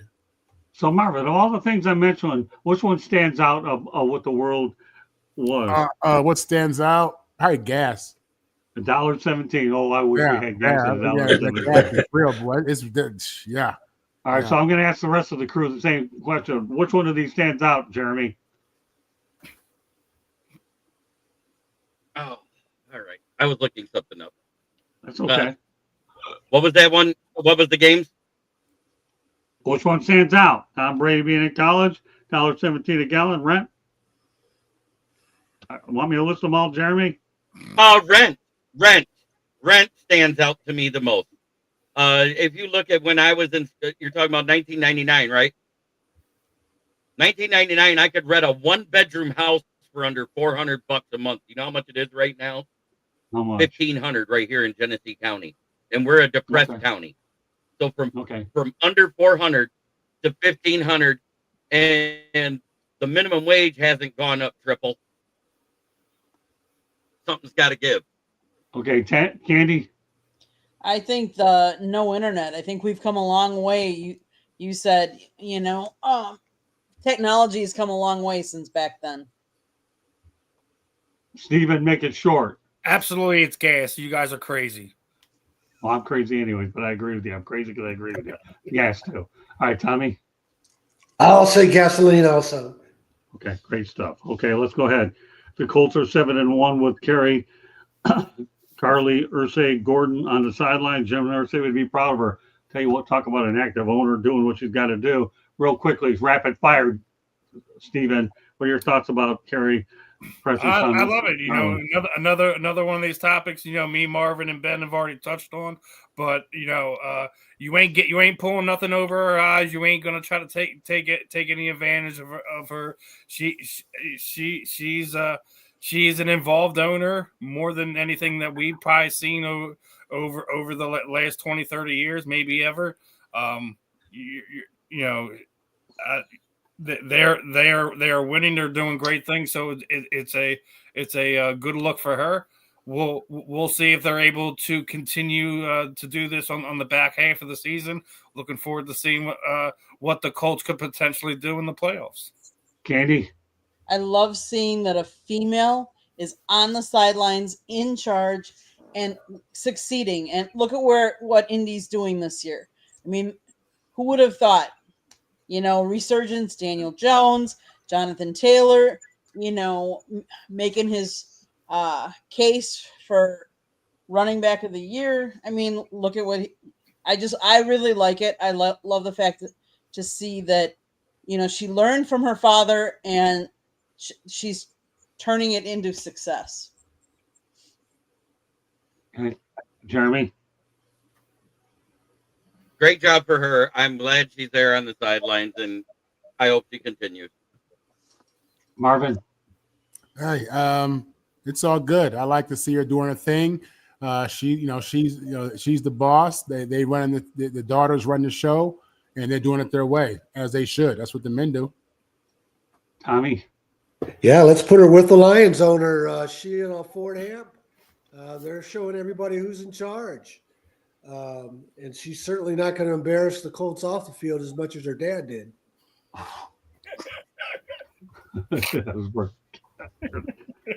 Tommy coming out with a vengeance, and I love it, man.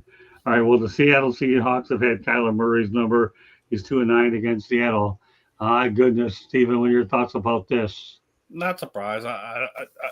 I'm surprised that the Cardinals have been able to stick with him this long because he's a tremendous athlete. I just don't see him to be able to continue to compete at a high level to be a winning quarterback in the NFL. So not surprised that the Seahawks have Kyler's number. He's able to make some of these, outlandish plays at times, but it's not something to think it's going to be sustainable. We'll see if he's able to turn it around. Jonathan Ganning's a guy that guys can rally behind, but they just haven't figured out what their identity is on offense, and I don't see them changing it. Well, for the Murray fans out there, you hope you see something, but I wouldn't hold my breath on it. Candy? He's just not consistent, so I don't know that you can sustain anything going forward. I'm not surprised that Seattle's got their number. Jeremy? By the way, Patty Grahams, the update is 6-1 because they just got another dinger. That's Okay. good. But the Blue Jays are up on the Dodgers.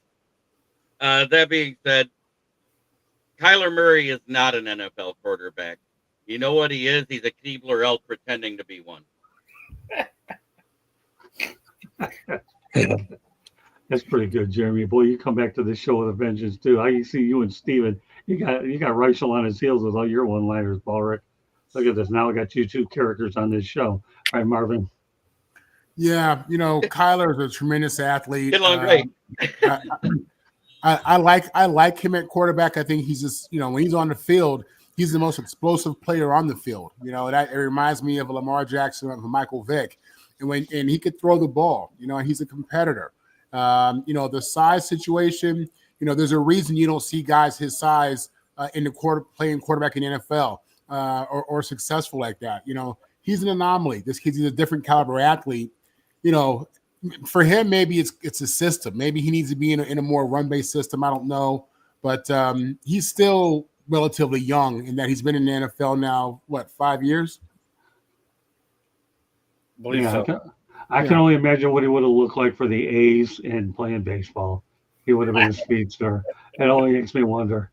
Oh my goodness. Oh well, he's with the Cardinals, but I still wish he would have played baseball anyways. That's just my opinion. All right, Tommy. He still might. Yeah. Tim Tebow, right? Oh God, you compare him with Tim Tebow. I'm kidding with you, Marvin. Tim Tebow, yeah, he had a few favors that allowed him to get where he's at, but that's okay. I like the comparison. All right, Kyler, you should have played baseball. You look good in that green uniform, and just think you would have been playing in Vegas before long, a couple of years. But you would have had to stop in Sacramento first. All right. My turn? Yeah. Hey, remember when Michael Vick was a young quarterback? They said he didn't do his homework. And then later in his career, he matured and had great seasons with the Eagles. That's the rap against Kyler Murray. It was written into his contract that he had to spend X number of hours in the facility preparing for the games. Right. So maybe he'll mature, but that's a big part of being a quarterback, as we all know. Okay. Final topic of the night. Unfortunate injury news for the Vikings. Quarterback Carson Wentz is out for the season due to a shoulder injury on his non-throwing shoulder. Obviously, the Chargers blew out the Vikings 34-10 in LA. Minnesota travels to Motown this weekend, and J.J. McCarthy will be there in return. Jeremy, what are your thoughts about this?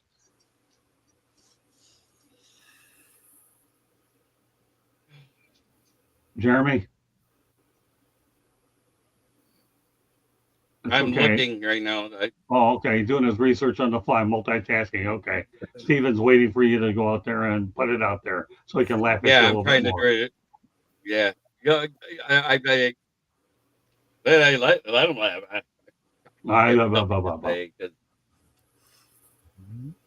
I'm going to say this. Listen, Carson Wentz has had the most cursed career that any quarterback could have. Was the number 2 overall pick in 2016, had the Eagles' magical run in 17. I still don't think they make the Super Bowl with just a Nick Foles that year. He's been in 6 different cities over the last 6 years. Played the better part of the last 3 weeks with a basically a completely torn out shoulder. It just showed he's tough, man. He's tough. He's just had the worst breaks for it. And Minnesota, who was trying to return to the playoffs and continue their winning ways, you'd have to guess that they're going to be in the market for at least a backup quarterback. The fact that J.J. McCarthy was injured early in the season with that high ankle sprain. So it's rough if you're a Minnesota Vikings fan. Carson Wentz, that might be the end of him. I'm not sure. how he's going to respond to that. I've already felt like he had some mentality issues with everything. I felt like he has matured, but that might be the end of him. Shoulder injury. You don't know how that's going to go, but what are your guys' thoughts? Yeah, I spent time with Carson Wentz, one of the nicest people you ever meet, too. I'm glad at least he has a Super Bowl ring in his pocket when it's all said and done, even as a backup, even though he did a heck of a job leading the Bulls to that point. He should have been the MVP that year. I don't care what anyone says. No, I think I wouldn't disagree with you on that. Jeremy, anything you want to add to that? I know you were doing a little bit of research and all. Oh, yeah. And they already announced J.J. McCarthy as a starter, and right now the only backup they got is Max Brosmer. Do you think they regret letting Sam Howell and Daniel Jones walk out the building yet? Yeah, I agree. But I'm going to digress. They're going to bring Kirk Cousins back for a retirement tour. J.J. McCarthy was practicing the last 2 weeks in a limited fashion, and they said he looked good enough to play, and they still started Wentz. Why? Their offensive line is more porous than a fishing net. I was waiting for that. That was good. Candy, and you deal with this guy on Fire Up on Thursday night? Really? Seriously? Really? I know. Look it up. On the country club? Yep, exactly. Let's face it. Minnesota, I don't know what they're doing. They're almost like Cleveland Brown. Look at the Browns. They had how many quarterbacks to start the year, and now they're down to how many? Now, Minnesota's going to be out there shopping. I feel bad for Carson. Carson has had the worst luck, like you said, Steven. I mean, he's played with some bad offensive lines. He's taken a lot of hits over his career, and but yet, he's got the ring. But Minnesota, do I wish I don't wish injuries on any team, on any player. But someone in my division, I'm not too sad about having. I don't see you drinking the sympathy Kool-Aid. Okay, Marvin. Yeah. I just had a front. What was the subject was Minnesota. Yeah. Carson Wentz and the Vikings.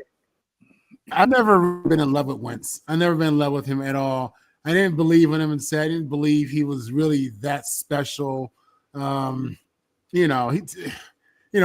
it's a cute story. North Dakota State, that's cute. Small school, big city. You made it to the NFL, and he's a good player. He's a good player, but it's just I never bought into him.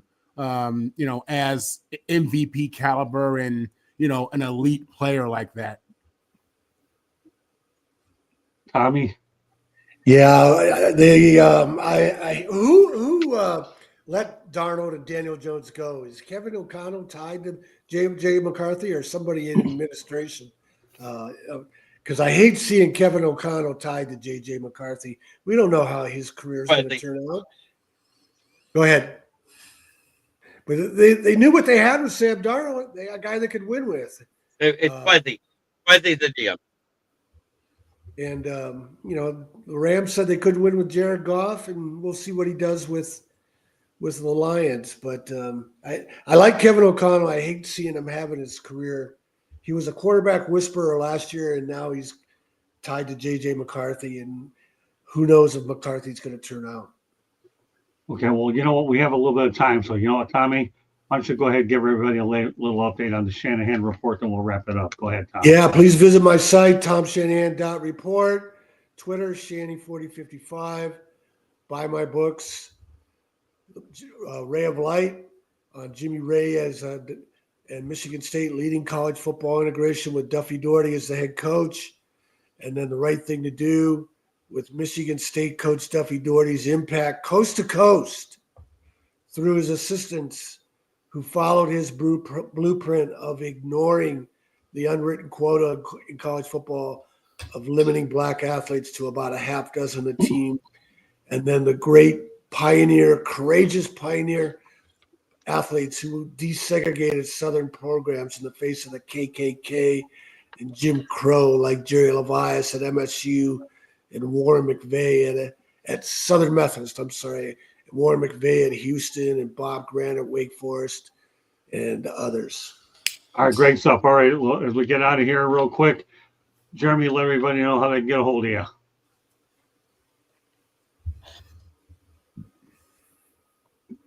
Well, number one, you can find me right here on the South Florida Tribune, whether it's the website or the channel. I'm talking. You don't hear me? No, I hear you. Go ahead. Keep going. Okay. Because I was talking. Okay. You threw me off when you said my name in the middle of my sentence. Oh, well, that's okay. It won't be the first football I've thrown. It won't be the last. You can find me right here on the South Florida Tribune. Great stuff.